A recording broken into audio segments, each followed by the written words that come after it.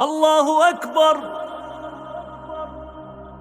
Allahu Адамдардын Ekber. канчалык пейили бузулбасын, ааламда тынчылык боло бербешини баары жакшы билет. Меккенин ыйык көчөлөрүнө суу каптап бир канча унааларды агызып кеткенин көрүүгө болот. Видеону аягына чейин көрүп, албетте видеого комментарий калтырганды унутпаңыздар.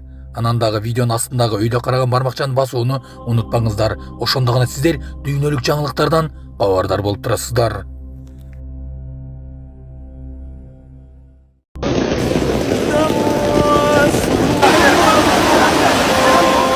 Мекке менен Мединаны суу каптады. Сауд Аравиядагы катуу жааган жамгырдан улам ислам дүйнөсүнүн ыйык шаарларынын көчөлөрүн суу каптаганын чет элдик басылмалар жазууда. Маалыматка караганда Мекке, Медина жана Жидда шаарларынын көчөлөрүн жолдорду суу каптап, катуу агым унааларды агызып кеткен. Мындан улам бийлик 3 шаарга кооптуу абал киргизген.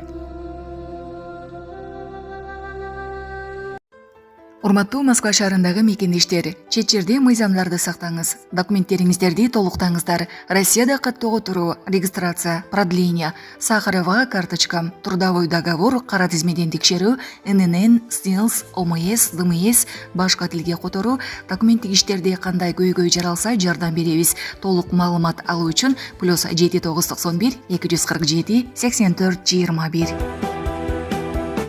Өзгөн районунда 52 жаштагы жаранды сүзүп алып качып кеткен айдоочу кармалды.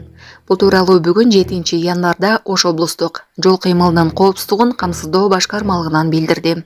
Маалымдалгандай, кечээ саат 19:00 чамасында Жыл Алды айылында 52 жаштагы жаранды белгисиз унаа сүзүп, айдоочу из жашырып кеткен. Жабырлануучу алган жаракатынан улам ооруканага кайрылган. Кайгылуу кызматтын кызматкерлери изин жашырып кеткен айдоочуну кармап, милиция бөлүмүнө жеткиришкен. Анын унаасы үйүнүн короосунан табылып, айып короого токтотулду.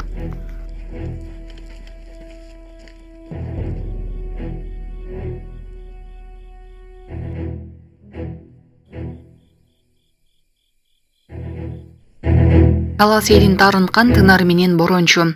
Кудулдар Борончу менен Тынар уюштурулган концертке келбей, элдин наразычылыгына жана кызуу талкуусуна туш болушту.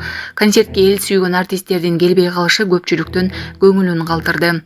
200 адамдын 14 000 сому силер үчүн акча болбой калды беле. Акчасы аз болсо да көңүл үчүн келип, элди сыйлап койсоңуздар болмок деп көрөрмандардын арасында нааразы пикирлер айтылууда. Көпчүлүк көрүүчүлөр мындай мамилени элге болгон сый урматтын жетишсиздиги катары баалап, коомчулукта бул окуя кызуу талкууланууда. Кыргыз, өзбек, тажик премьер-министрлери жолугуп чек ара маселесин талкуулайт. Министрлер кабинети Кыргызстандын, Өзбекстандын, Тажикстандын премьер-министрлери Адылбек Касмалиев, Абдуларипов, Кахир Расулзода 7 январда үч өлкөнүн мамлекеттик чек аралары кесилишкен жерде жолугушаарын билдирди. Өкмөттүн басма сөз кызматы кабарлагандай, жолугушууда тараптар буга чейин жетишилген чек ара маселелерине байланышкан макулдашуунун айланасында сүйлөшүүлөрдү жүргүзөт. 2024 жылы 4 декабрда Кыргыз-Тажик чек арасын делимитациялоо жана демаркациялоо маселеси боюнча өкмөттүк жумушчу топтор бардык тилкелер боюнча тактоо иштерин аяктаган.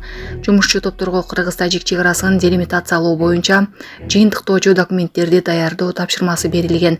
Президент Садыр Жапаров эки өлкөнүн өкмөттөр аралык комиссиясы ишин аяктаса, документти Тышкы иштер министрлиги бекитерин, парламенттерден ратификациядан өткөндөн кийин эки президент кол коерун билдирген.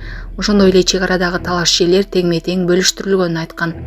Кыргыз-Өзбек чек арасы боюнча делимитация жана демаркация жарыяны аяктаганын Садыр Жапаров 2023 жылы 27 январда Бишкекке мамлекеттик сапар менен Өзбек президенти Шавкат Мирзиёев келгенде жарыялаган.